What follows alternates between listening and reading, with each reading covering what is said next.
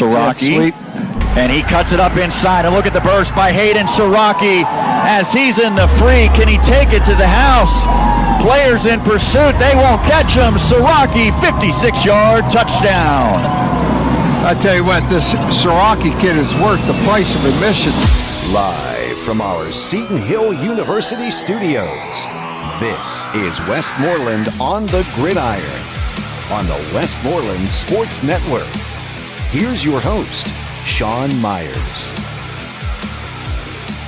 Welcome into another edition of Westmoreland on the Gridiron, each and every Wednesday at 7 p.m. Your home for high school football talk all across Westmoreland County, right here on the Westmoreland Sports Network. I am Sean Meyers. That is Dan Flickinger. And Flick, we got a lot to get to. We're going to run down all the scores as well as the various top performers across Westmoreland County from Week 6. We'll also have the plays of the week, everyone's favorite segment. We're going to have interviews with Roger Beitel, the head coach of the Ligonier Valley Rams, and our player of the week, it is Carson Heinle of Kiski area. We'll also take a look ahead at the Week 7 preview, but let's talk with some of the biggest stories. And to me, I start with Penn Trafford because the Warriors are in a spot that not many people predicted.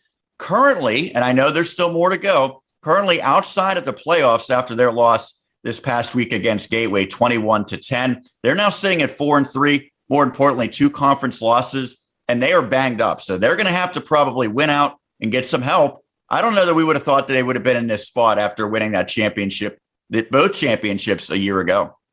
No, and I think what led the upheaval in the conference is Hempfield, right? Hempfield beating Penn Trafford, Hempfield having a historic season, and I know they're struggling a little bit the last 2 games, and they're banged up as well. But that win over Penn Trafford really certainly juggled some things in the conference, and not only that, but Franklin Regional's win over Gateway also really upset the order that everybody expected in this conference. So right now, Penn Trafford's in a must-win mode, despite being potentially down a couple of players, and they have to get some help too to get in.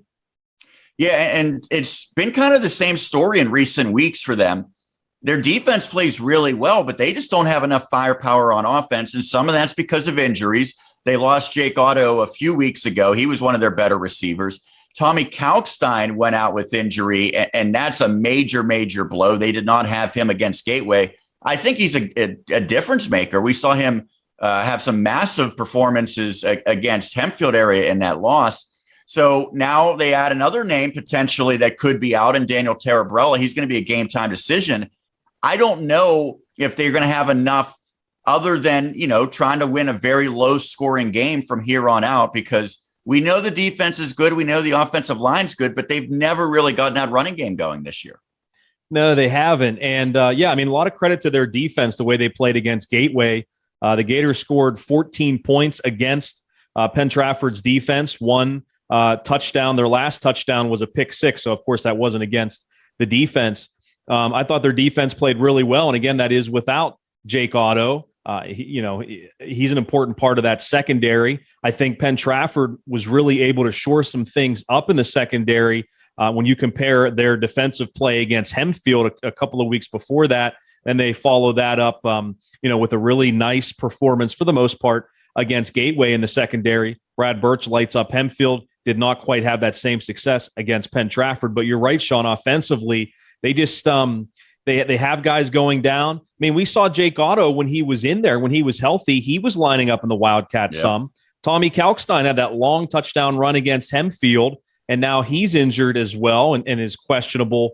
So I think one thing that Penn Trafford maybe is lacking a bit this year is the game breakers, right? The guys that can take the game, not take the game over, but take it to the house on one play. I don't think they have as many of those as they've had in the past. That doesn't mean they can't drive down the field and score. That doesn't mean they can't put together long drives and grind it out and score. But sometimes to beat good teams, you got to be able to hit big plays. And we've seen that from time to time, certainly. But now with Kalkstein out, potentially out again for this week against Plum, that really hurts. And you go back and look at that Gateway game too. It was interesting. I was watching back to it.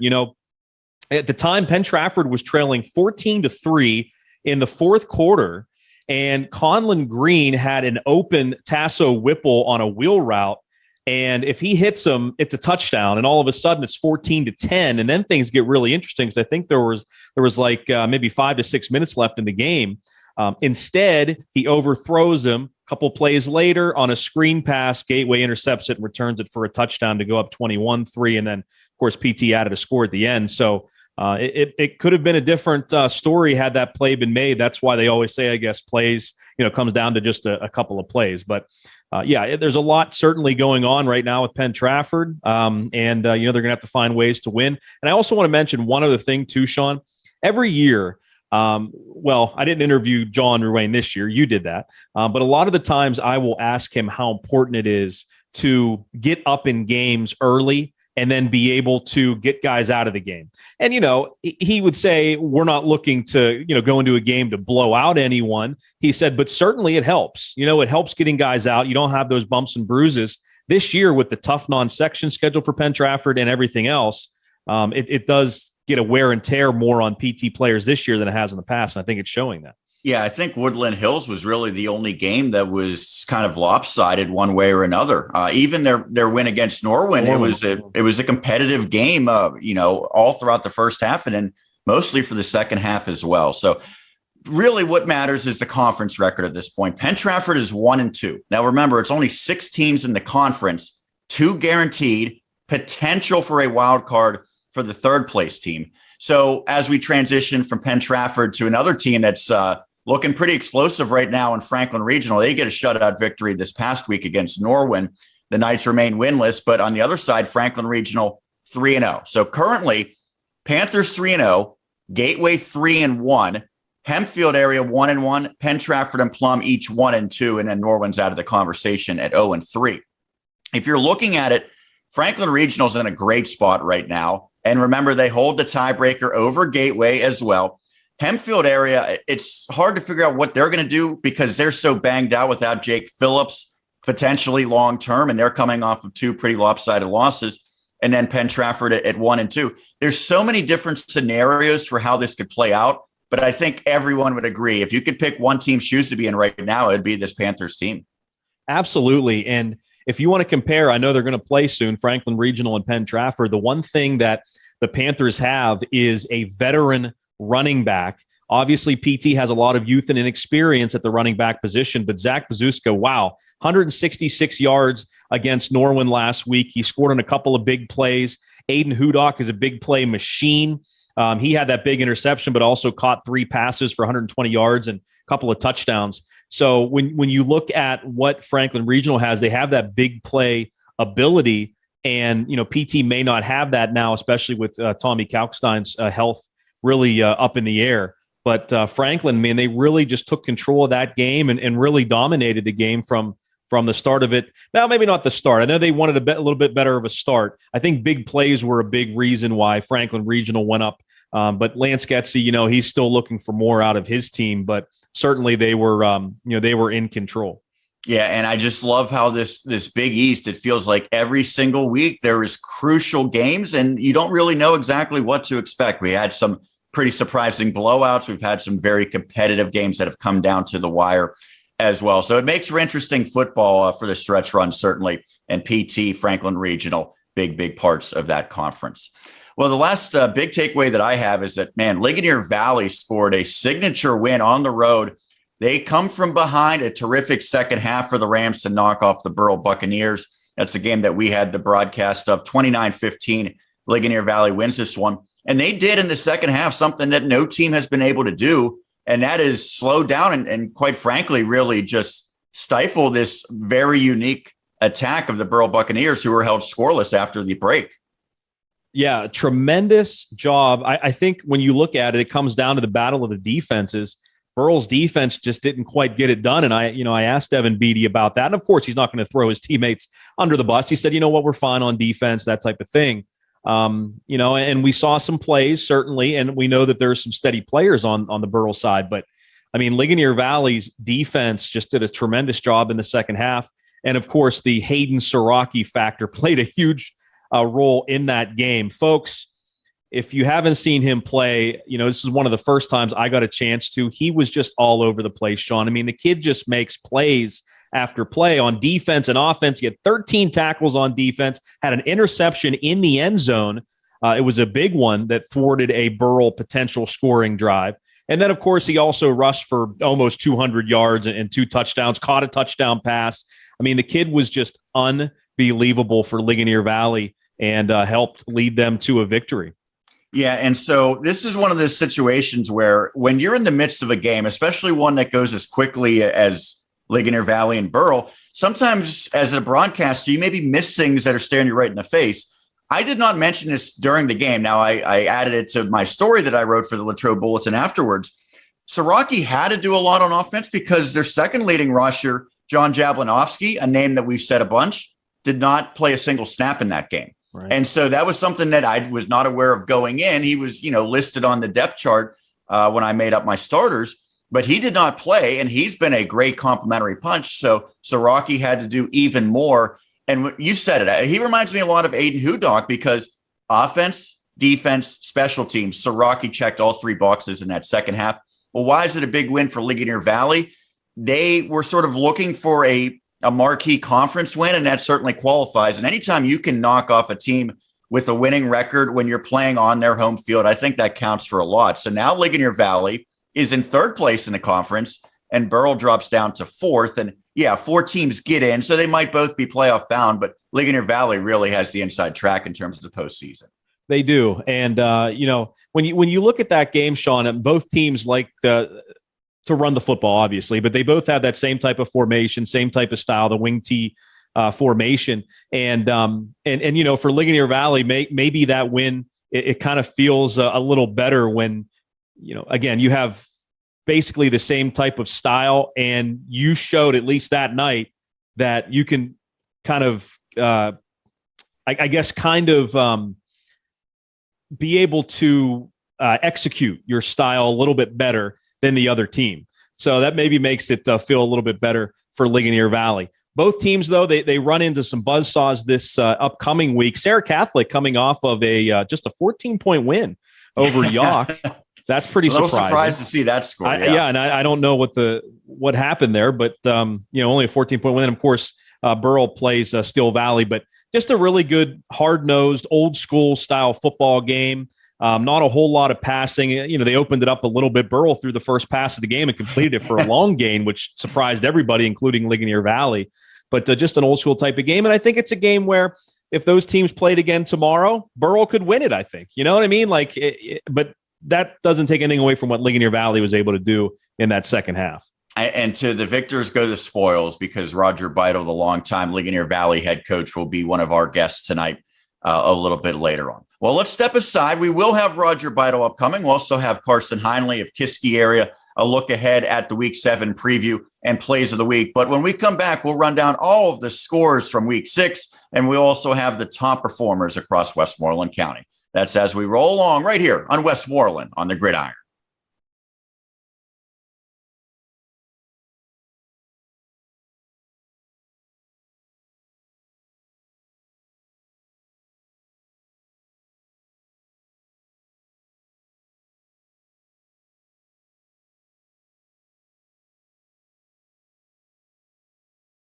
Now is the time to save at Sendell Subaru in Greensburg. We've got inventory on the lot and more on the way. Forester, Outback, Ascent, Legacy, and more. Get a great deal on a new 2022 Subaru. Check out SendellSubaru.com today. Looking to turn your current vehicle into cash? Sendell pays top dollar. Get your best deal at Sendell Subaru, Route 30 Greensburg, SendellSubaru.com. We would love to meet you.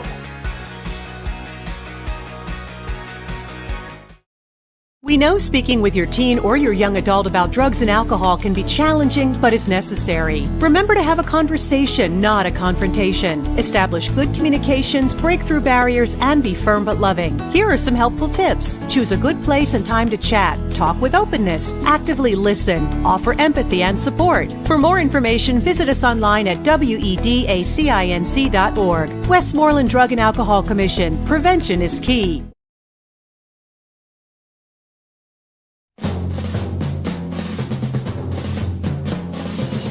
We continue here on Westmoreland on the Gridiron each and every Wednesday, 7 p.m. Make a note on your calendar to tune in. as we'll be talking all the best news around WPIAL and Westmoreland County football. We already talked about the biggest stories. Now let's run down all of the scores from Week 6 across Westmoreland County. And we'll start with the games that we had broadcasts of. Franklin Regional 35, Norwin nothing. You can go back and watch that one, and for no other reason for Jonathan Whaley, but to see some big plays for the Panthers as they improve to 4-2. Norwin has really struggled. The Knights shut out for the third consecutive week. They are now 1-6.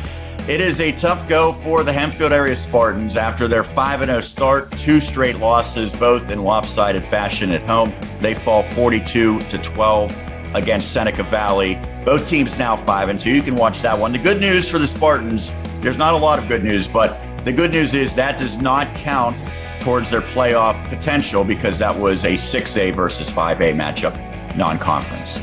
Ligonier Valley 29, Burrell 15. We talked about that. We're going to hear from Roger Beitel, the head coach of the Rams, a little bit later on as Ligonier Valley improves to 5-2. Burrell also now 5-2. Sean, I just wanted to make another point. I wanted to execute another point from that game, which I barely did on our first segment. The one thing I thought that Ligonier Valley did a nice job of, and I think both teams, when you play that other team has to be able to do this. Burrell still was able to get yardage, right? But I think Ligonier did a great job of bending and not breaking. As I mentioned, the big interception by Siraki in the end zone. So I wanted to make that point too, where, between the 20s, if you will, they're going to get their yards, whether you're talking about Ligonier's offense or Burrell's offense. Can you stop them in the red zone? Can you keep them out of the end zone? Can you hold them to field goal attempts? And I think that was important. That's what Ligonier did. Yeah, Roger Beitel kind of compared it to a boxing match, and he said that they'll jab, and then they want to hit you with the big one, the knockout blow. Well, there's a lot of jabs, but there really wasn't that knockout blow. And Burrell just never broke off those long plays that Devin Beatty and teammates have been able to do pretty much all season long up until that game. So a big win for Ligonier Valley. Steel Valley also wins 49-0 over Derry. The Ironmen remain perfect. They are now 6-0. Conversely, the Trojans still looking for their first win. They are 0-7. You can go back and listen to that one. You can also listen to Leechburg's 58-21 victory over Jeanette as the Blue Devils having a banner season. They improved to 5-2, and the Jayhawks now 2-5. We talked about it before. Gateway 21, Penn Trafford 10. So now the Warriors, surprisingly, just 4-3. That's their second conference loss. The Gators, even though they've struggled, they're now sitting at 6-1. Greater Latrobe gets a big win as the Wildcats dominate Ringgold 42-0. Now Greater Latrobe, one win away potentially from a playoff spot. That would be a big accomplishment for Ron Prady in his first year at that program. And you got to give Latrobe a lot of credit this year, buying in. And it wasn't a hard sell, as we've mentioned before. Obviously, Ron, an assistant coach of Penn Trafford, coming over with that winning attitude. And they lose to Thomas Jefferson by 10 points. They lose to Laurel Highlands by 3 points, a team that, by the way, beat Thomas Jefferson a couple of weeks ago. And then they take care of business against Trinity and Ringgold. Those are all conference games. And then they go up against a Connellsville team that they certainly should beat and try to clinch a playoff spot. And then they finish off conference play with McKeesport, which I know is really good. But again, they've been able to compete with everybody this year, except for Hempfield in that 49-14 loss. So I think a lot of kudos has to be given to Latrobe for buying in. And by the way, Corey Borio had a couple of touchdowns in that game. He will be our Recruiting Thursday feature this week on Thursday with Jack Ridenauer. And it won't be for football, though. It will be for wrestling. He's going to be heading to Kent State to wrestle there next year. And you got those 2 touchdowns, including a rushing touchdown, which you don't typically see him getting carries, but he's been the heart and soul of that defense as well. And the defense has played some pretty good football. Obviously, to get a shutout, you have to be doing something right on that side of the ball. Mars 47, Kiski area 28. The Cavaliers will remain winless, but we're going to talk about some of the big performances that we saw from that game, including their quarterback, Carson Heinle, who we'll have an interview with just a little bit later. Bell Vernon area dominates Greensburg-Salem 51-7. The Leopards now 4-2. Greensburg-Salem 3-4. The Golden Lions had to play without their star quarterback, Cody Rubrek. Very unfortunate. Both he and Jake Phillips off to really good starts. Now they've both missed a couple of games due to injury. On the other side, the Leopards, it feels like forever ago that we talked about them struggling, because now that they're in conference play, they have pretty much dominated, and it really does seem like it's setting up for a big-time showdown to wrap up the season against EF. Yeah, it certainly does. And again, one of the big storylines coming into the year for Westmoreland County football was the really tough non-conference schedules that Bell Vernon and Penn Trafford had, and of course playing each other as well in a game that went down to the wire. But you kind of knew when Bell Vernon got into conference play that things would ease up for them. Not that Matt Humbert's telling his team that, but as a observer, you could kind of see that coming. And so we'll see what happens this week with Mount Pleasant. I know it'll certainly be a tough game for the Vikings, but we've seen them do some really good things this year too. So we'll see how that battle goes at the beach. But I mean, without Cody Rubrick, Sean, it's really, really tough for Greensburg-Salem to stay competitive against good teams. Yeah, unfortunately for him, he's battled through some injuries, but every time he has played, he has certainly been a difference maker. Well, why do I say it might be inevitable, Bell Vernon and Elizabeth Ford? That's because EF really had an impressive win, 42-14, knocking off Mount Pleasant area. So EF now sitting at 7-0. The Vikings fall to 4-3. Southmoreland gets a conference win as they knock off South Allegheny 36-6. All of a sudden, the Scotties now a game away from 500. Kiefer to Keffer.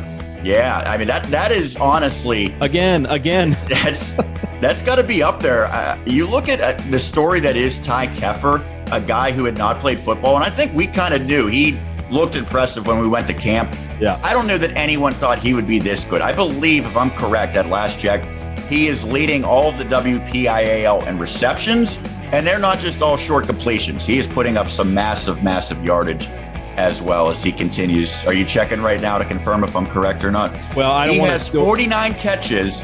The next closest has 42, so he's up by 7. There you go. That. He's not leading in yardage, but he's near the top in yardage as well. I think he ranks 6th currently, but what a revelation he has been. What a great story. Oh my God, a great story. And it's just cool to, that the names are so similar where you can say that Kiefer to Keffer connection. But 8 for 167 last week and 3 tutties. Are you kidding me? I mean, he's been awesome. Nice to see Southmoreland break back out too. I know they've had some offensive struggles in certain games this year. So it's nice to see them break out in a big way.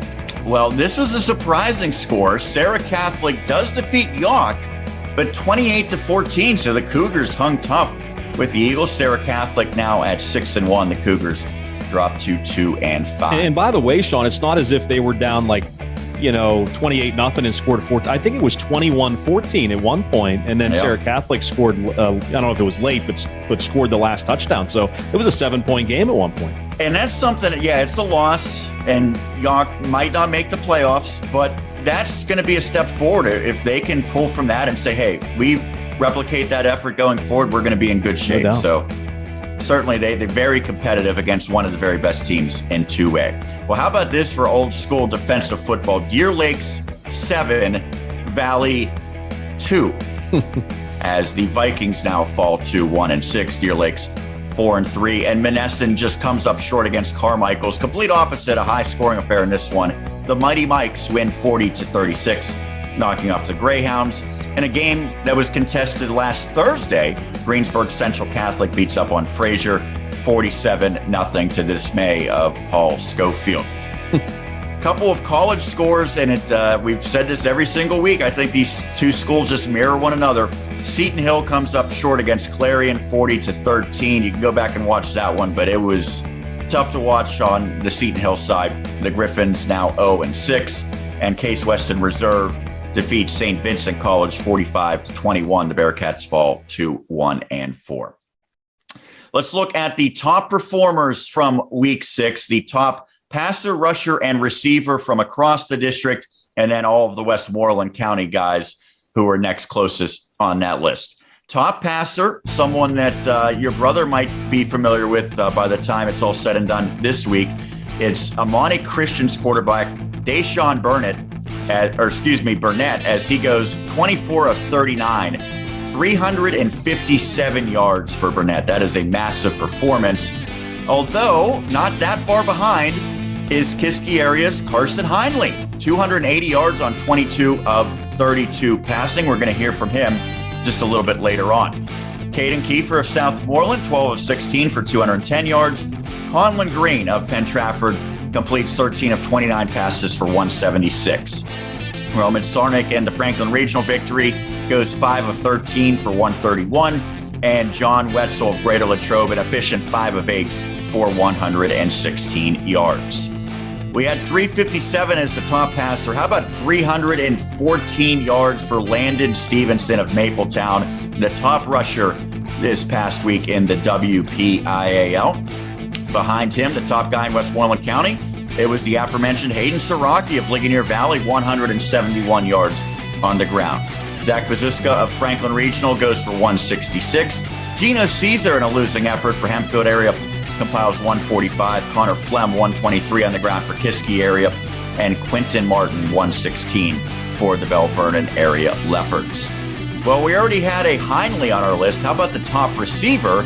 205 yards for Gabe Hine of Mars. That would be quite a connection, Heinle to Hine, but he is a member of the Fighting Planets. He leads the WPIAL in receiving this past week, but just 8 yards behind him was Isaiah Gonzalez of Kiski area. He was the biggest recipient of Heinle's big performance, 15 for 197. Then it's Ty Keffer of Southmoreland, 8 receptions for 167 yards. You almost said Kiefer, didn't you? And, yes, I did. And Mr. Electricity, Aiden Hudock of Franklin Regional, 4 for 120. That rounds out the top performers from week 6. We'll take a break, but don't go anywhere. When we come back, it is the always popular Plays of the Week.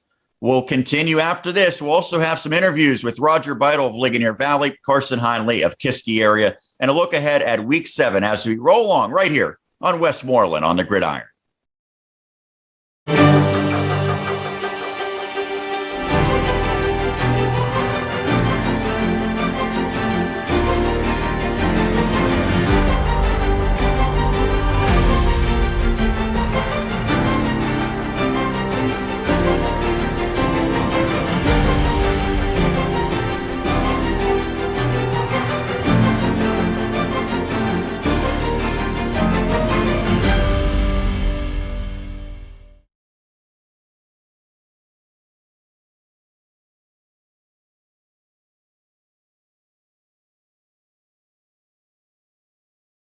Right now at Smale Kia, take $500 off any in-stock or incoming 2023 Kia Soul or Forte, or lease a 2023 Kia Forte LXS for just $295 a month. A fair price all the time. At Smale Kia, you never have to worry about the ugly 3. No sly market adjustments, no creepy addendum, no fancy surcharges. Avoid the ugly 3 and be free. Shop Smale Kia, where you never pay more than MSRP.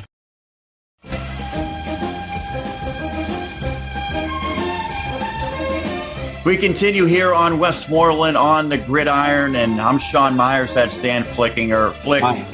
Hey, how are you? I'm good. How are you? I've been better. Are you ready? This is going to make me in a much better mood. Are you? Now wait. We're going to tell the people why you're in such a poor mood. It's a day later still. Yeah, it's over the. I've been so excited.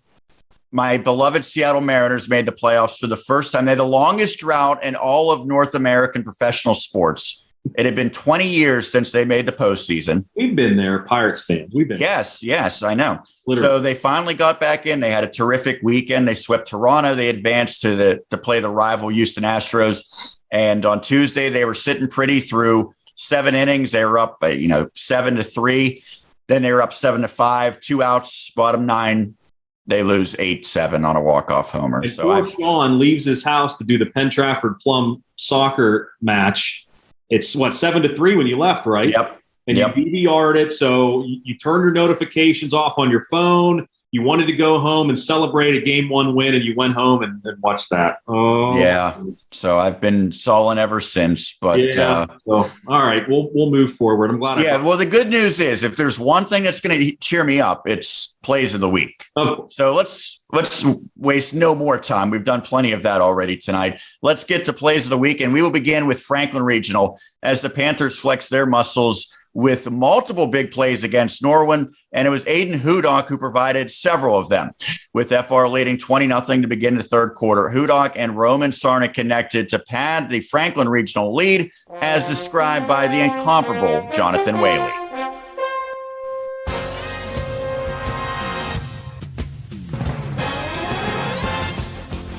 And have the ball set up at the 44-yard line of Norwin, moving left to right. Sarnik pump fakes it one way. He's got a man open down the sideline, and that is Hudock. Makes the catch at the 20.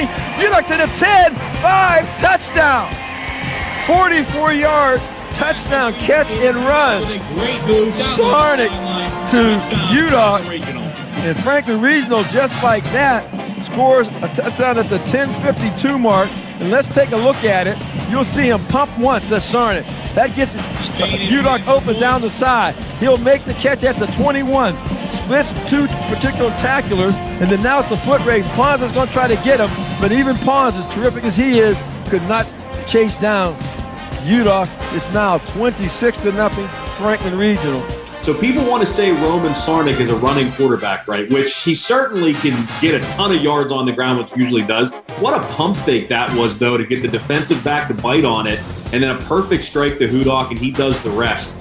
I'll tell you what, man, that combination has been absolutely lethal for the Panthers this season. Some would say Roman Sarnik's the equivalent of Josh Allen at the high school level. Why not? Yeah.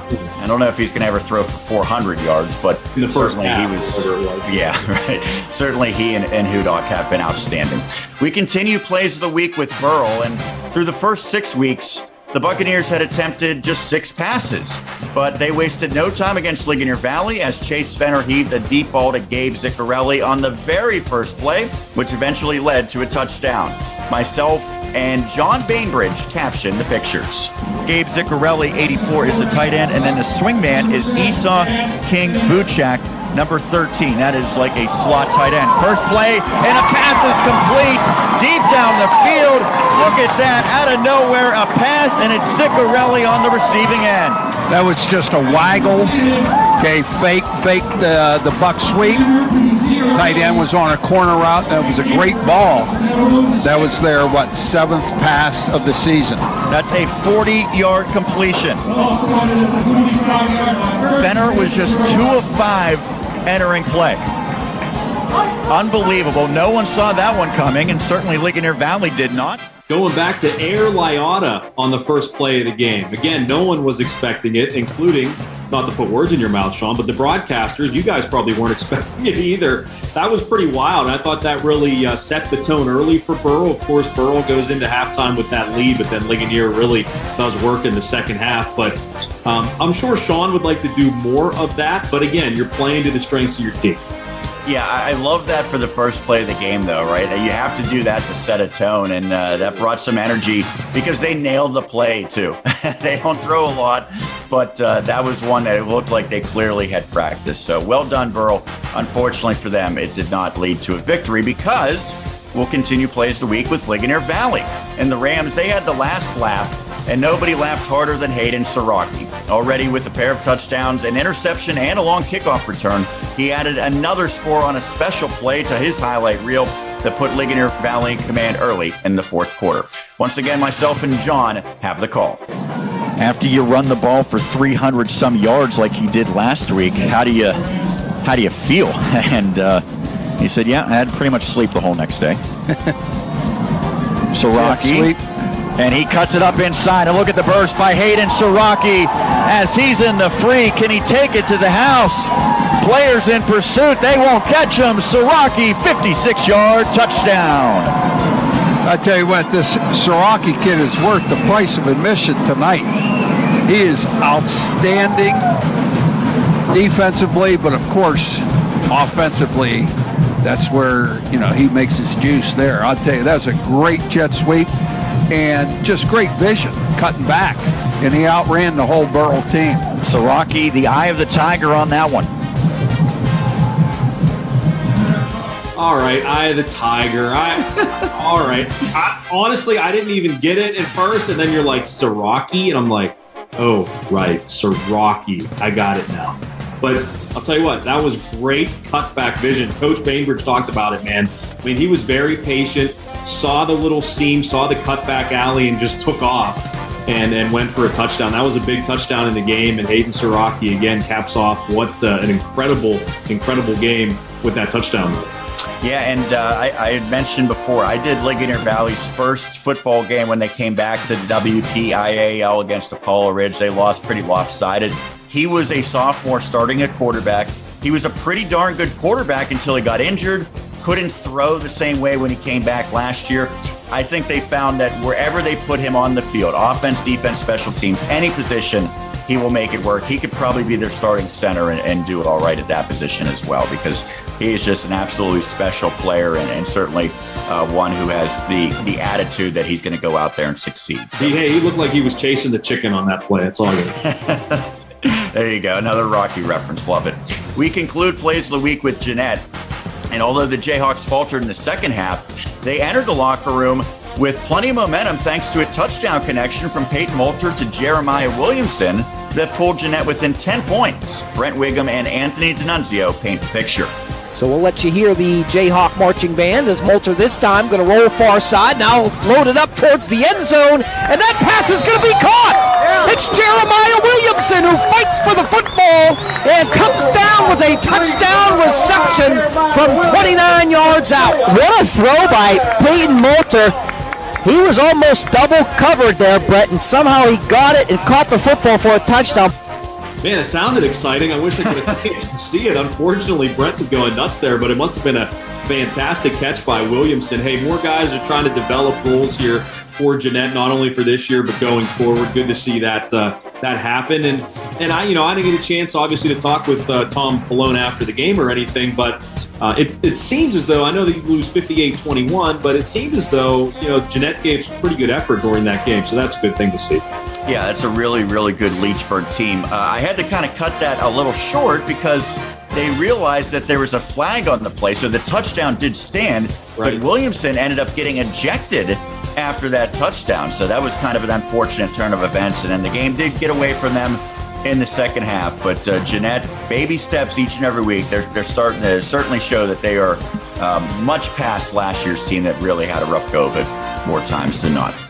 That will do it for Plays of the Week. When we come back, I will talk to the Ligonier Valley head coach, Roger Beitel, the longest tenured high school football coach in Westmoreland County. That's up next as we continue right here on Westmoreland on the Gridiron. That's the power of Bowser.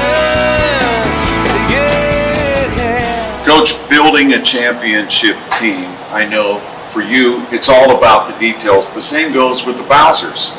No doubt about it. I mean, it's the tiny little details every single day, not forgetting about it the next day, and maybe doing it the following day. I mean, I think details are everything. As Coach says, get your eyes right on the power of Bowser. The Bowser family is proud to have Coach Narduzzi as part of our team. At D'Annunzio's, our menu is extensive with an abundance of selections. The next best thing to being at one of our 3 locations is having our frozen food and jarred sauce in your own home. For our frozen food selections, we have wedding soup, pasta vajol, lasagna, stuffed cheese rigatoni, ricotta cavatelli, and potato gnocchi. Our jarred sauces include the original, smooth, marinara, and tomato cream. These products can all be found at our restaurants or your local grocer.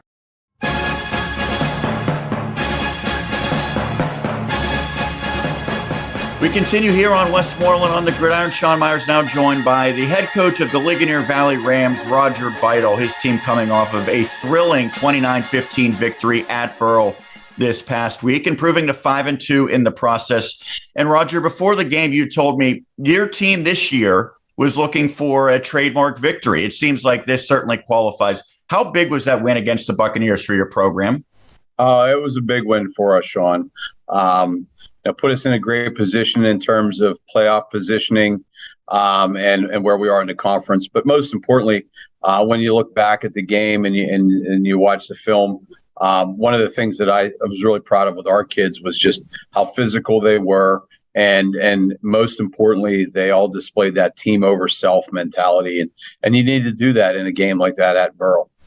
It was a very unique game in terms of the offensive approach of these teams. You run that wing tee. It's kind of a throwback style and something you had done about a decade ago. and Coach Liotta runs that very unique slot tee. So we expected it to be a lot of running, a quick moving game. The first half played out like that with both offenses having a lot of success.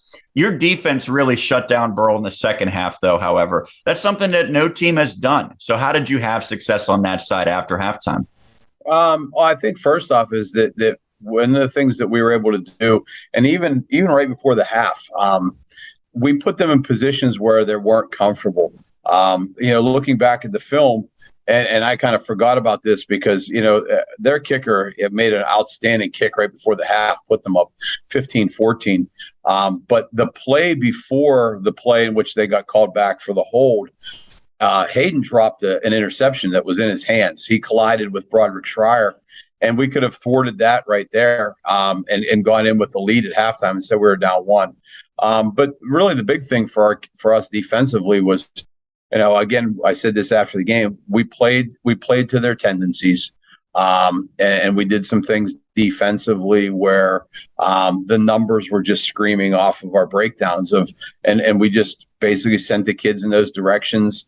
And in the second half, just continued with that same thing because we charted the first half plays, made some adjustments where we actually had an extra defender to those tendency sides. But more importantly, great for coaches to come up with things like that. But the execution was all about the kids. And in a game like that, we said, this is really just a street fight. It's a good old fashioned street fight with two teams that are playing football in a way that kind of has gone away. And when you look at where we are in terms of breakdowns, and the same thing with Burrow is, we don't get very good opponent scout film because everyone in our conference, really with the exception of us, Burrow, and to some extent Apollo Ridge, everybody else is in the spread or some form of spread. And so we kind of think that we're on like in my opinion, I think we're kind of on a different trend now. And you go back in 2014, we were one of the first teams to go to the spread and the RPO system and all those things. And teams didn't know how to adapt and didn't know how to adjust because they were still with heavy boxes trying to defend run-heavy teams. Then for the next, 10, 11 years, teams kind of morphed into the spread and they got smaller. They went to a lot of these 4-2-5 schemes. The boxes have gotten smaller. They're more athletic. And now Ligonier Valley and Burrow and Apollo Ridge, to an extent, we're bringing everybody in closer and coming back to run heavy type of offenses.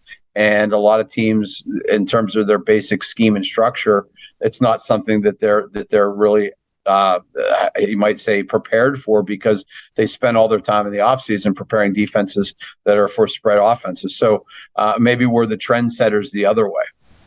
I know you mentioned that Hayden Siraki dropped a possible interception. I think that was maybe the only play he didn't make all game because he was outstanding. He's been outstanding all season, but he did it in all three phases. He had a long kickoff return. He did have an interception in the end zone in the second half, and then offensively, he was dynamic. How special is he, not only when he gets the touchdowns, but what he can do in every phase of the game? Well, in addition to that, I mean, he's a really special kid, Sean. He's like having another coach on the field. He in addition to all the things that he does in terms of the numbers that you see, some of the things that you don't see is that he comes to the sideline and reports back to the coaching staff on adjustments that he sees that we could make throughout the game. And then he's kind of he doesn't play quarterback that much anymore, but on the defense, he's the safety. So he's kind of the quarterback of the defense. And then offensively, the little subtle things that he does, widening himself in a position to make a play just by making a subtle adjustment with his alignment on offense and defense. But, I kind of joke because, the kids call him Mr. Big Play, but he's extremely humble, and he would be the first one to give credit to all the linemen for blocking and all the guys up front for getting pressure on the quarterback first. But one of the things that I'm really blessed with the fact that Hayden's been in our system for several years now, And, his knowledge of football, he loves the game. He watches it all the time.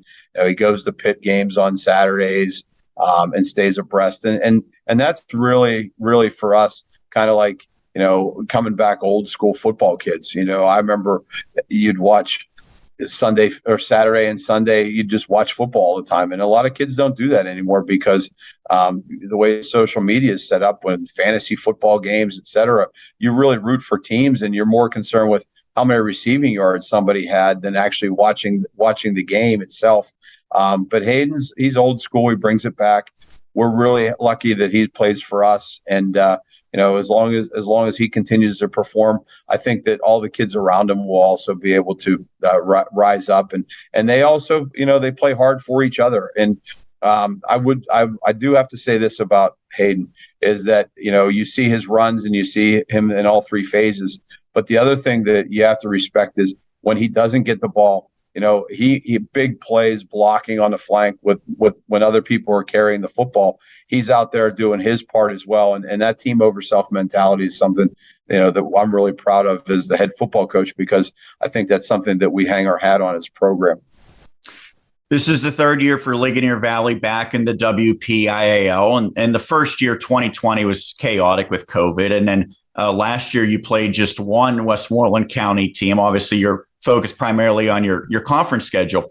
But this year, it seems like things are a lot better in terms of you get some matchups that are really intriguing to people in the area. You get to play a lot of Westmoreland County teams and just a lot of good local matchups overall. How exciting is it for you and for your players and fans to go through this experience? Well, I mean, we love it. We really do. We absolutely love it. Like the game that we had Friday night against Burl with all the fans, the intensity of the game, the players, everything, the coverage, Westmoreland Sports Network. I mean, we won't live in the past, but when we were on district runs and things like that, it was just an oh, by the way. Now, we get a spotlight, we get a chance to highlight our program, and what we get from it is outstanding. And I think that, not looking ahead, but the fact that we're going to play a school that's 8 miles away from us, that's a conference game, and they're within Westmoreland County is one of the most exciting things that we've had. I would equate it going all the way back to, the early 2000s, whenever we would play Laurel Valley, and Ligonier Valley would play Laurel Valley. We're the same school district, two separate schools. We were in the same conference.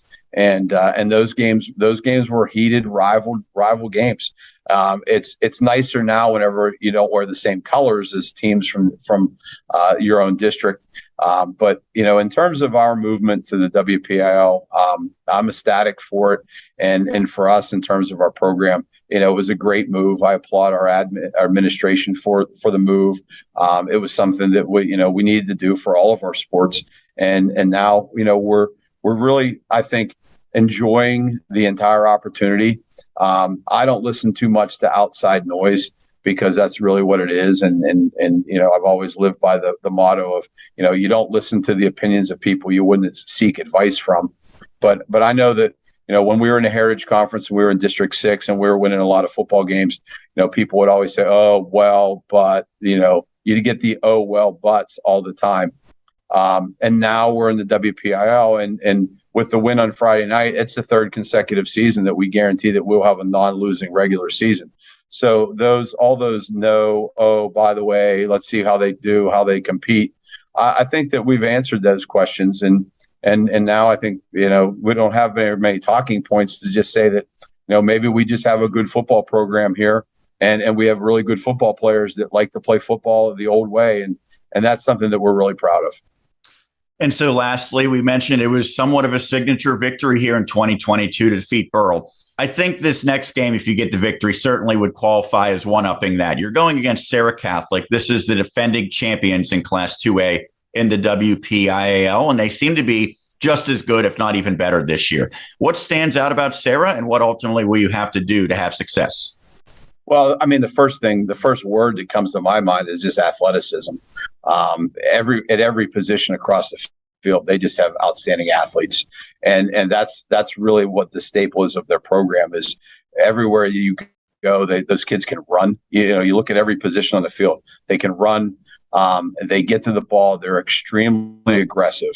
And because they can run and because they have such great athleticism, then they put a tremendous amount of pressure on you in all three phases of the game. In special teams, they're going to put a tremendous amount of pressure on you in terms of the fact that every one of their kids has an opportunity to return it to the house for a touchdown. So you have to be really careful in the kicking game. When they kick the ball, because of their speed and athleticism, they put great pressure on you that, they're going to fake it. They're going to onside kick you, regardless of the score. I know a couple years ago we went down there and the mercy rule is in effect, and we were the recipients of 3 consecutive onside kicks. So those are all things that you have to be prepared for. And then the same thing offensively and defensively.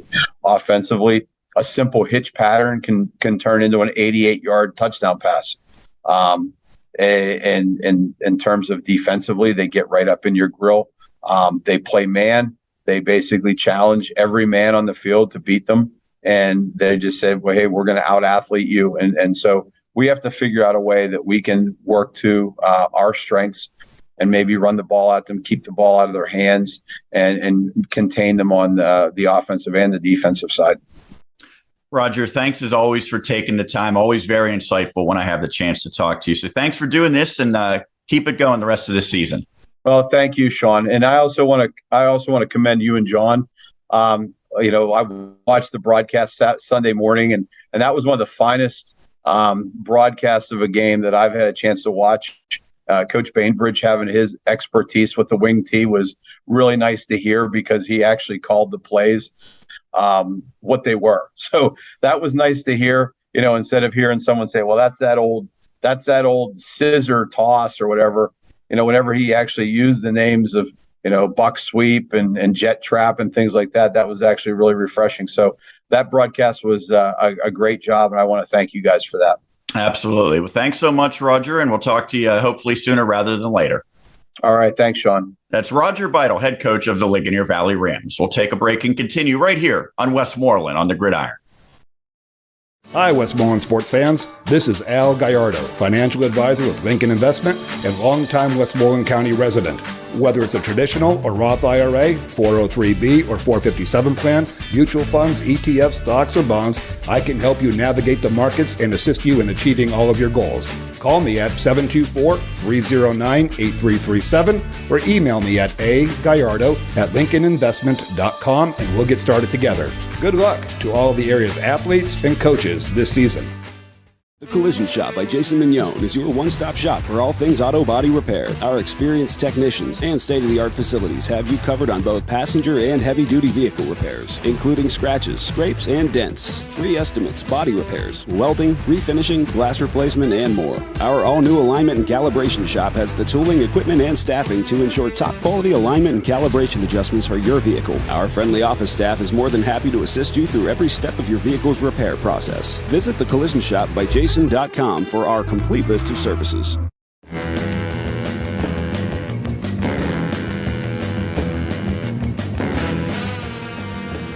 Welcome back to Westmoreland on the Gridiron, each and every Wednesday right here on the Westmoreland Sports Network. And we thank Roger Beitel, the longtime head coach for Ligonier Valley, for taking the time. Flick, why didn't you tell me that it was too bright behind me? It was ridiculous. You should have called me.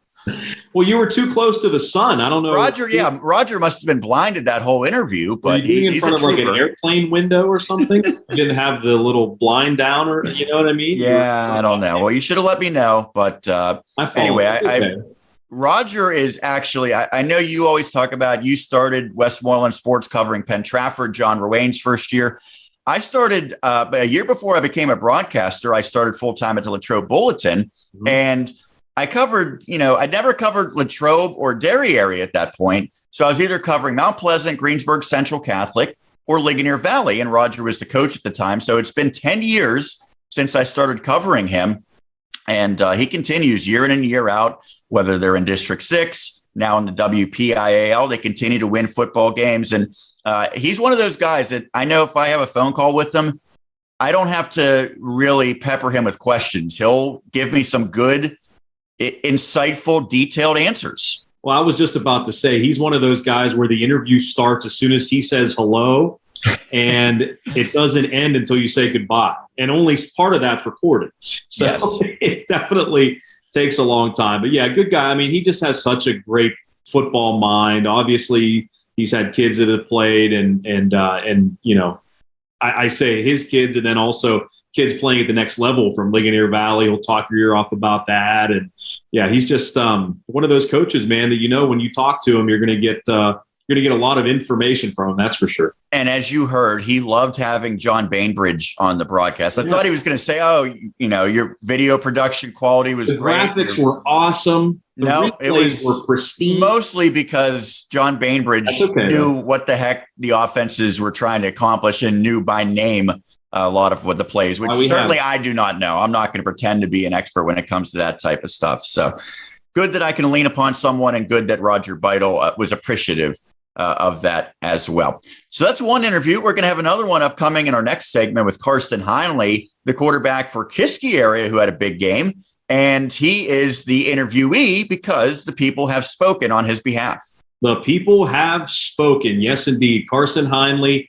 Yeah, you know, did he get a lot of yards in the second half? You know, I suppose. I know the game was kind of out of hand at that point, but I thought I think it's really cool that you know, even in a losing effort, you can put up that many yards. And for a kid that didn't, you know, start the season behind center for Kiski area, I think that makes it even more impressive. But again, only through 10 incompletions, 22 of 32, 280 yards, 3 touchdowns, also a rushing touchdown, so 4 total in that loss to Mars. I know it's been a trying season for Kiski, especially after the way they started last year, but still, I mean, that's certainly some big-time numbers for Carson. Really excited to talk with him. But not missing out by much, winning player of the week this week, Caden Kiefer, the quarterback for Southmoreland, 12 of 16, 210 yards, 4 touchdowns, also a rushing touchdown in the Scotties win over South Allegheny. He was only about 70 votes behind Heinle, so that's pretty darn close when you consider we had 2,300 votes total. So you have those two guys, but Aiden Hudock was another candidate this week. He certainly did well for himself, not only on the field, but in terms of voting. But again, 4 catches, 132 yards, 2 touchdowns, had an interception return for a touchdown as well. Hayden Siraki. I mean, you talk about guys that are deserving. He certainly was this week as well. And we talked about his numbers already. And again, the one big number that maybe people don't realize, 13 tackles defensively, plus had that big interception. So Hayden Siraki, certainly a tremendous performance on Friday against Burrell. And then Jake Jedico from the Bell Vernon Leopards had 2 touchdowns on the ground, also returned an interception for a touchdown in the Leopards win over Greensburg-Salem. So if you want to vote, you can do that. We will share every week. We only have a few weeks left, actually. 2 more votes, I guess, 2 more players of the weeks after this week. So if you'd like to do that, we have we usually post it on our website Sunday or Monday. You can look for it on our social media pages as well. But the one thing you have to do is you have to share it so everybody else can vote for, you know, if you're from Burrell, if you're from Ligonier, if you're from Franklin Regional, wherever you may be from, Jeanette, you know, share it so all of the fans and all of your friends can vote for the player of the week. So that's kind of how it works. But congratulations to all the nominees, including our winner, Carson Heinle. And I took the Leopards faithful to task previously. I have to do the same for Ligonier Valley now because the Rams, they have to come out and show their support for Siraki or any future candidates. I know we got good numbers on the broadcast on Friday, had a lot of people tuning in, I'm sure, from Ligonier Valley, but with the performance that Siraki did, hopefully if he's on there again, which would not be surprised with the season he's had, we'll see a much better showing from the Ligonier Valley faithful. I know Roger Beitel will be casting his vote in favor of Hayden Siraki. But alas, we will hear from Carson Heinle, the quarterback for Kiski area, right after this as we continue on Westmoreland on the Gridiron. When you're in pain or suffering from an injury, all you want is to get back on your feet, back to living your life. At East Suburban Sports Medicine Center, that's what we've done for 35 years. Our staff is skilled, experienced, and compassionate. Our facilities are modern and welcoming, and our focus is on you. So if you want to feel better, play better, and live better, call us today or visit one of our 6 offices. East Suburban Sports Medicine, Take it from me, Bill Hillgrove, it's the best care, hands down. Your next golf adventure awaits at Manor Valley Golf Course in Export. Manor Valley offers 18 scenic holes over gentle sloping fairways and the purest putting surfaces around. Manor Valley Golf Course in Export is the perfect place to host your next golf outing, banquet party, or shower. Manor Valley also offers league play and great membership rates. Tee times available. Call 724-744-4242. Visit ManorValleyGC.com.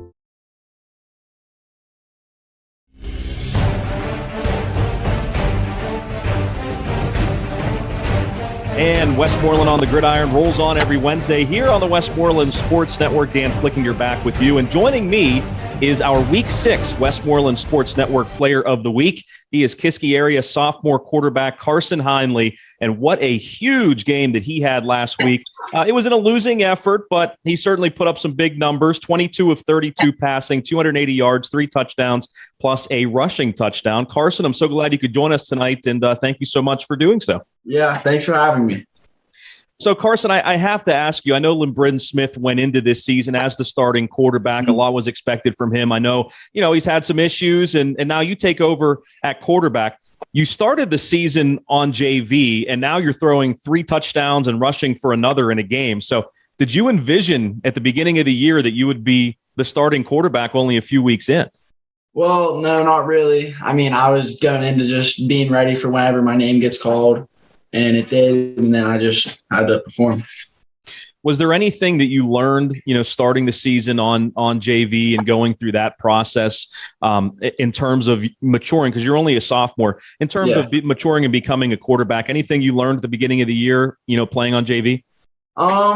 More just experience. I need the experience, not like a lot, but not really that much. But it was a different pace from from JV to varsity. It was a lot different though. That's for sure. Yeah, I was going to ask. Anytime you talk to anybody, whether they're going from JV to varsity or high school to college or college to the NFL, they always say speed is the biggest thing. Would you say that's been the biggest thing from JV to varsity? Yeah, everything just happens a lot faster. Like the reads are faster, the throws have to be faster. Just everything overall is just faster. Now, I know you started the season this year on JV, but growing up, playing midget football, youth football, were you a quarterback? No, actually, I started in middle school. I used to play in the midgets. I used to play tight end, and then I got to middle school, and I started 8th grade. I played QB because we didn't have one, and then I just kept with it. But you've always been a quarterback through even middle school football then, right? 7th grade, I was a wide receiver. But then 8th grade, I was the quarterback. So, well, I talked with one of your coaches, Aaron Albert, and he said that you're a bright kid. I'm sure you agree with that. Yeah, I do agree with that. So how does that help you in reading defenses? Again, as a young player, it's not easy to do that. But, with your smarts back there, do you kind of see that being something that has been a benefit to you, being able to read defenses, even though you're only into a few starts in your career? Yeah, well, my coaches helped me a lot, like my offensive coordinator, Jim McKenzie. I'm in his room every lunch and learn. He calls me down and we watch film and go over defenses and reads the whole time. So he helps me a lot. But yeah. Well, I have to get to one of the other things that Coach Albert said. He said that you're such a tough player. You like to kind of tuck the ball away and lower your shoulder like a fullback and really hit it up in there when you're carrying the football. And they said they got to reel you in a little bit. That way that, they can keep you healthy and sometimes, take the easy play, go out of bounds and that kind of thing. But I don't know. Is that something in your DNA where you just feel like, hey, this is just what I do. I like to lower my shoulder and get extra yards. Yeah, they don't really like when I do that, but I don't know. I'm just used to it. They're trying to teach me how to slide and I'm like, I can't do it. I just can't. I don't know. Well, you got to keep the wear and tear off you a little bit. So you completed 15 of your 22 passes to Isaiah Gonzalez. Man, I mean, you guys were really working in tandem in that game against Mars on Friday. Talk about your relationship. I mean, he's only a year older than you. I'm sure it's nice to have a safety blanket like Isaiah, right? Yeah, we've known each other a lot through basketball. We've always played basketball together. But then this year we got it clicking and we were before the game this Friday or last Friday, we kind of went in their corners play really far off. So we just went in just attacking their corners because they're so far off. So on all the short and intermediate routes, we are attacking a lot with this. So. I know it's been challenging on you guys still trying to get that first win, especially after the great start that you had last year. But, with so many young players on this team, are you looking at the bigger picture right now? I mean, I know obviously you want to win this week for sure, but continually getting better. I mean, is that something that you're trying to work on in practice, even just as important as winning the games themselves? Yeah, getting better is a huge part, but everyone wants to win, but we're a really young team, like you said. So for these next years to come, we'll be definitely looking to get better and start to win more games. How has the the mental makeup of the team been? Again, when you're 0 for right now, and you have a chance obviously this week to get that first win, but how has everyone kind of responded in practice? Are guys still working hard, that kind of thing? Yeah, our coaches did a really good job to keep us going and keep us up, and no one's really down right now, so we're just still trying to find our first win. Talking with Carson Heinle here on Westmoreland on the Gridiron. He was our Week 6 Westmoreland Sports Network Player of the Week. Carson, a couple of questions about you. What do you enjoy most about playing football? Pretty much like everything. I like everything about it, like the lead up, like the school day leading up to Friday night. I like it, and I watched Calvin do it all his junior and senior year, and I just wanted to do it. I just always wanted to do it. Yeah, I want to ask you about your brother here in a second, but so obviously you're dedicated to football. I know you're a hooper as well, but when you're not on the gridiron or the hardwood, what are some of the things you like to do to kind of keep your mind off of things? And of course, the classroom too. Yeah. What are some of your hobbies? I'm a big golfer. I like to golf a lot, so I go golfing and hang out with friends and all that. But that's pretty much it. Where's your favorite course? Well, I go to Vandergrift because it's the cheapest. Me and my friends go there. But sometimes I'll go to Hillcrest. That's like once in a while. Okay. Yeah, I've been to Hillcrest. Haven't been to Vandergrift, but yeah. So I don't think you want to go to Vandergrift. Don't go. Well, hey, if it's cheap, I'm there, man. Yeah, my balls are going left and usually right, actually. Yeah. I'm usually slicing anyway. So whenever you and Calvin play around together, who comes out on top? I mean, I would like to say me, but it's not me. But I mean, I was always I was kind of forced into the QB with him being wide out. I was always throwing to him in the backyard. He would be like, throw it harder. And I'm like, How much do you now? I do want to ask you about him because I know he's playing at Shippensburg, and we just broadcast Seton Hill Shippensburg a few weeks ago. But he's only a freshman there. I know he's redshirting. How much do you lean on him for his guidance, and what was it like growing up together? And then of course you have two older brothers actually, and Max. So what was it like growing up with those guys? And I'm sure they kind of beat you up a little bit since you're the little guy of the family. Yeah. It was really cool. I mean, I think the only reason I'm tough and I can take hits is because of them. I'll give them all the props. But what Calvin has done for me, he's done a lot. Like, I look up to him. He tells me what to do, like all my tweets and everything I do. And like before the game, he'll always give me a text and everything. And we have a really cool relationship with football and us. It's great to have that bond. And I'm sure once he comes home from college, you guys will be doing a lot of route running and, in the backyard, you'll be hitting them on all kind of routes, I'm sure. Right? Yeah. Mm-hmm. That is right. Carson, you guys go up against Highlands this week, and I know as a sophomore, you're just concentrating on quarterback right now. You're not playing on the defensive side. So, from an offensive perspective, what do you guys have to do well? What does this Highlands team do well on defense? Well, they do. They bring a lot. Like, they blitz a lot. So we've been practicing a lot this week of blitz pickup with our O-line, which our O-line has done a great job recently. But I think they're going to be able to hold them off for me. I hope. Well, I'm sure they will, Carson. This was great. And I do want to ask you, too, because I don't think people realize how difficult it is to play quarterback as a sophomore, especially when you go into a season not really expecting it. What has been the biggest, would you say, adjustment for you, playing at the varsity level? I know we talked about speed earlier, but what are some of the things you're still trying to kind of work through as you get ready for this week? Well, the reads are the biggest part, but I don't know. I think that it's a lot different from JV. Like I need to put the ball like right on the break, right on the wide receiver's break. Like that's just everything has to be more crisp, like everything compared to JV. So I've been just working on everything.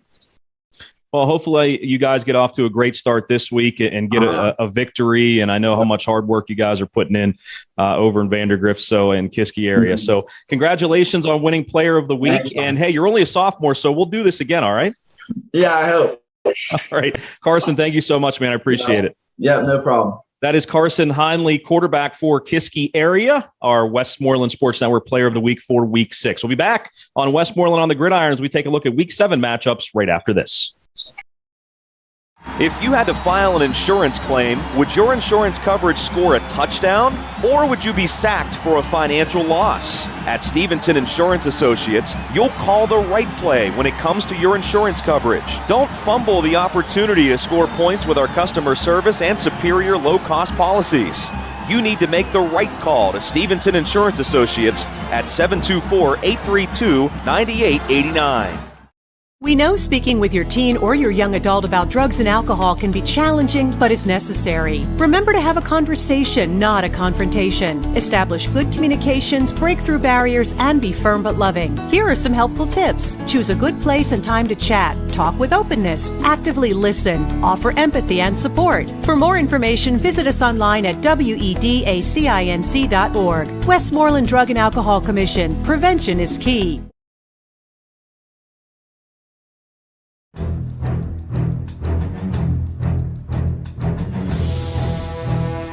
Welcome back to Westmoreland on the Gridiron. Sean and Dan talking Westmoreland County High School football. We once again thank our Player of the Week, Carson Heinle of the Kiski Area Cavaliers, for taking the time. And hey, tough season so far, but maybe a little bit of a silver lining with his performance in recent weeks for Kiski area fans.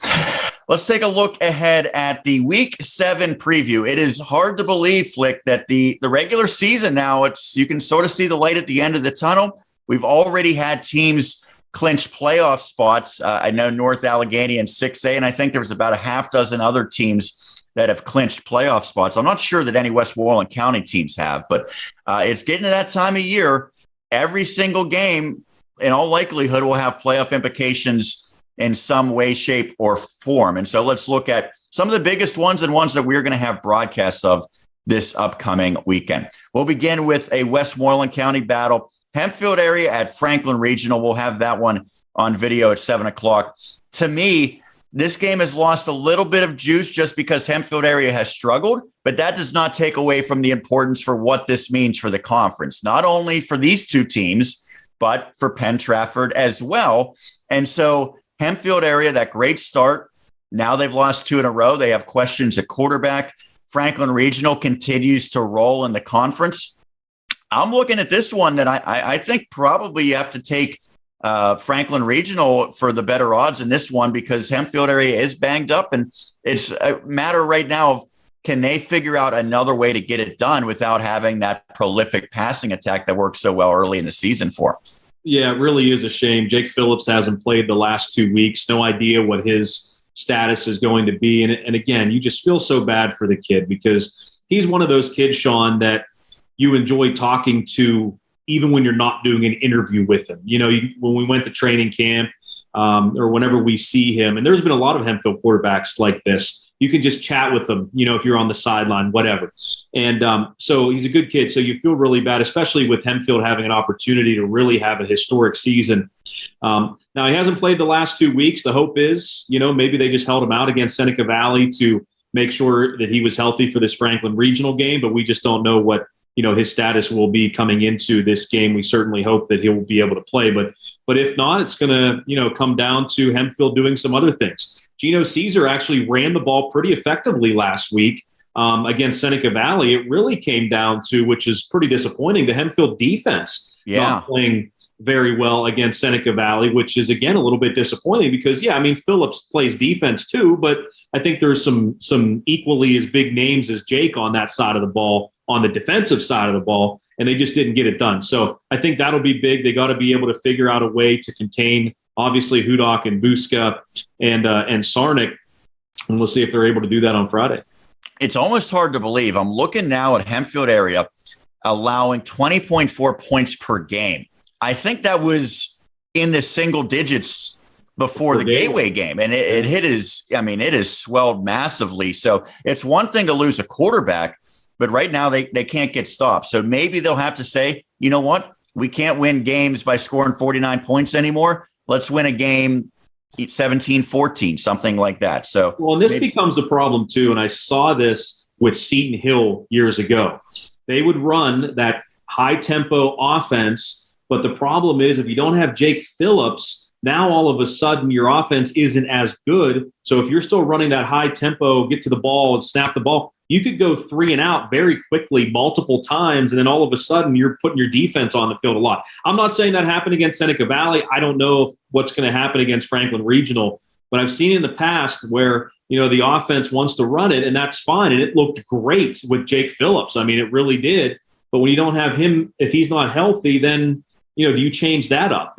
We'll see on Friday, I guess. Yeah, and it is interesting that the Spartans have only played 2 conference games so far, so they have played fewer conference games. And by comparison, Gateway has played 4. So there is a little bit of imbalance in terms of the records right now in this conference, but it is a big, big game when playoff spots are at a premium. You can say the exact same thing about this one. Plum at Penn Trafford, 7:30. Yeah, you always think, okay, Penn Trafford's going to be favored at home, especially going against a team with a losing record.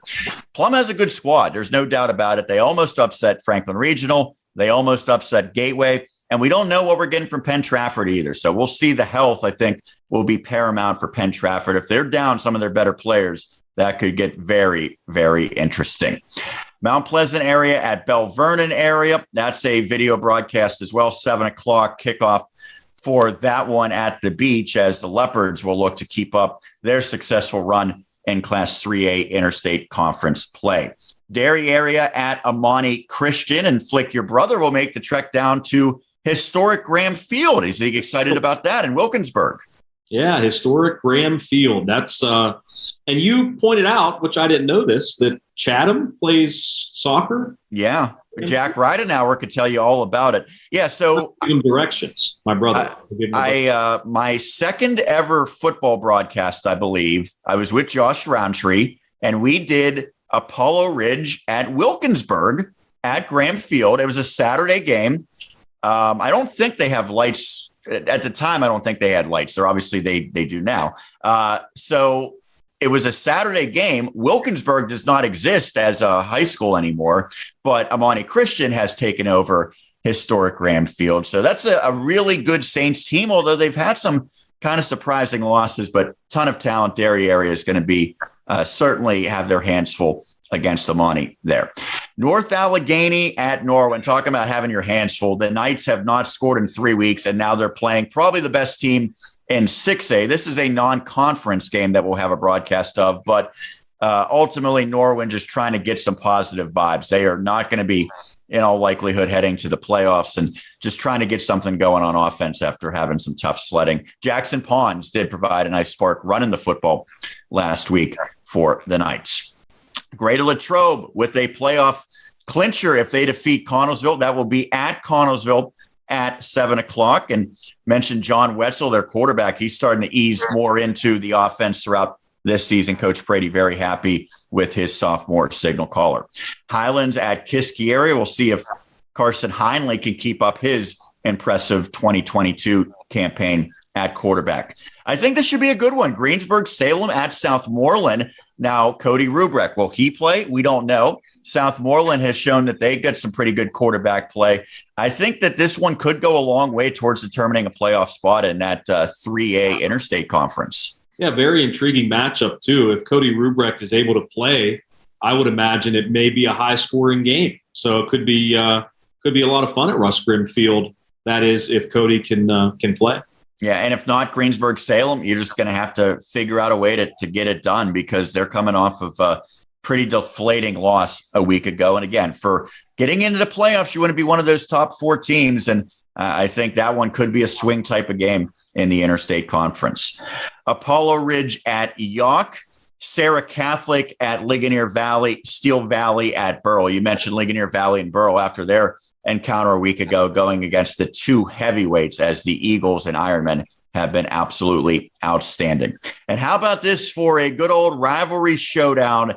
Jeanette at Greensburg Central Catholic. Centurions are riding high. They had that bizarre Thursday night victory against Fraser last week. Before that, they defeated Clareton. So they are maybe the team to beat in this conference. I think that's fair to say at this point.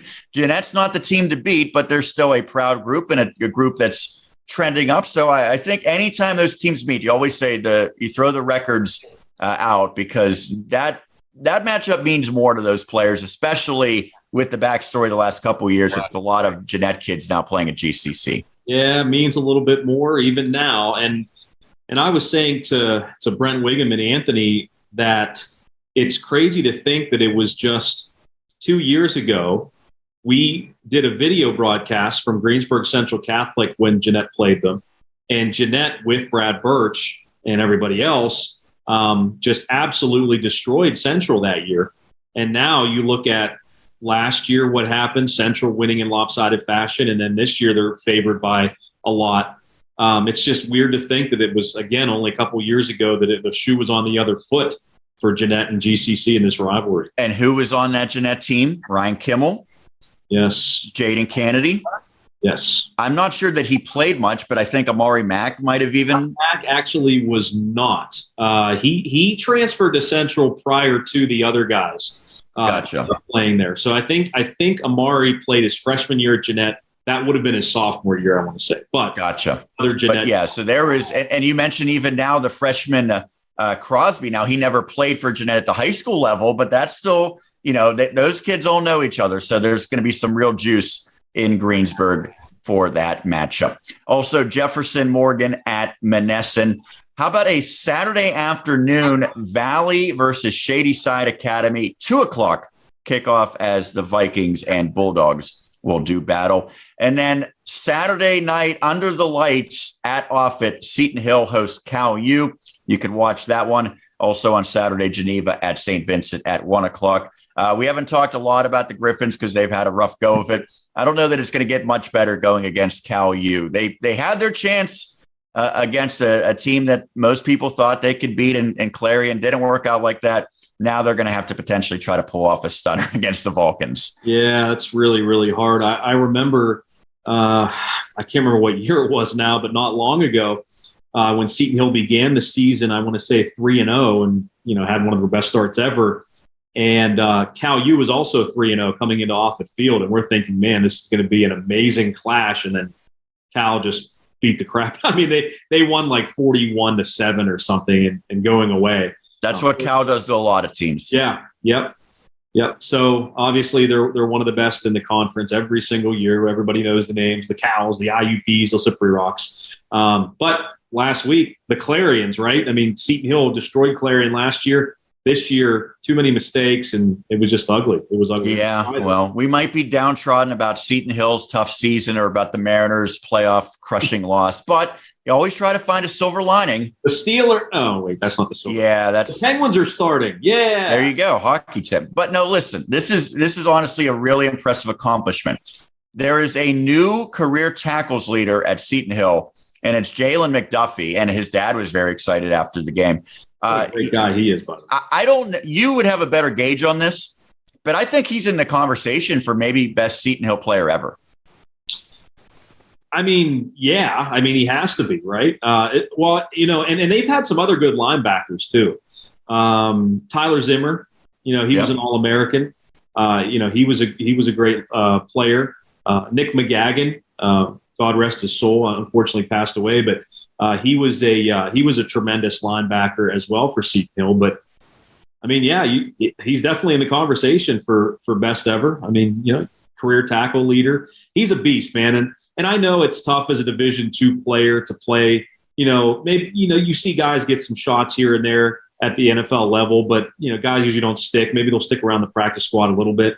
But I hope that for Jalen. I mean, I was actually just thinking that it doesn't happen much. Every now and then you'll get a Slippery Rock or an IUP or a Cal player who maybe gets that look. But it's at the very the other thing is there's an XFL, stuff like that. I was going to say there's guys playing. I mean, there are former Seton Hill players still playing right now. When their offense, again, I was just mentioning, was legit at one point. Christian Strong and Jarvis McClam and those guys are playing, I don't know, somewhere, but they are, it's considered professional, so they're continuing their career. So I'm sure Jalen will figure out a way to extend his career. Hopefully, again, maybe he can, hitch on with a practice squad somewhere. Yeah, absolutely. So congratulations to him, a bright spot in an otherwise disappointing Seton Hill. And by the way, he wears the number 1, which I think is kind of a neat thing that Seton Hill does. It's actually not chosen by the players. It's chosen by the coaching staff. They give a number 1 for a player to wear that they feel is the true leader of the team. They have their captains, but last year it was Jaden Emberton-Gaines at linebacker. And then this year, of course, it's Jalen McDuffie. So I think that's really cool to wear that, to be a leader on the field and off the field.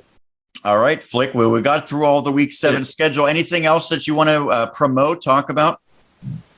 Do you want to talk about the Steelers defense, Kenny Pickett? You want to talk about any of those items? Deontay Johnson not being able to catch. Seattle Mariners not being able to close out a game. Yeah, that's all negatives. All negatives. Well, that's what I said. The good news is every Wednesday we get to talk about this and forget about all of our, our tough times. Too. And then the best part is every Friday, because that is it's a crazy environment. And you and I were together last week, Ligonier Valley at Burl. And sometimes you spend hours and hours and hours preparing, and then the game just flies by, and it's almost like you blink and miss it. But I guess that's a good thing, because time flies when you're having fun, they say. People would be shocked, Sean, at the amount of preparation that our announcers do, our broadcasters do, and then also the amount of preparation and setup that goes on behind the scenes at these places to be able to put on video, and to a lesser extent the audio broadcast. Obviously, there's not as much to set up, but man, I mean, we really hope that people enjoy the product. We got the spotting boards right here. There it is. Now, this is slightly crumpled up by Chris Smith in anger after that game concluded. But if you'd like to email us right now, Sean will sign that for you and send it to you. Now, he keeps like every one of them. So I actually do. I have this. I know the whole collection of them. It's right here that we can. There. Yep, there they are. But yeah, this is just high school. I have a separate folder for college stuff in the fall. So. File bin. But yeah, there's a lot that goes into it. So we do it for you. We do it for the kids and the community. So hopefully everyone enjoys it. All right. Well, we will catch you on Friday night. Again, we will have an action-packed Friday. We'll be back for Seton Hill on Saturday. And, of course, every day you want to tune in to our website, westmorelandsports.com. We've got plenty of great content on there each and every day. But for now, let's put a bow on this one. We will catch you again next week, 7 o'clock. It'll be right here on Westmoreland on the Gridiron. Good night.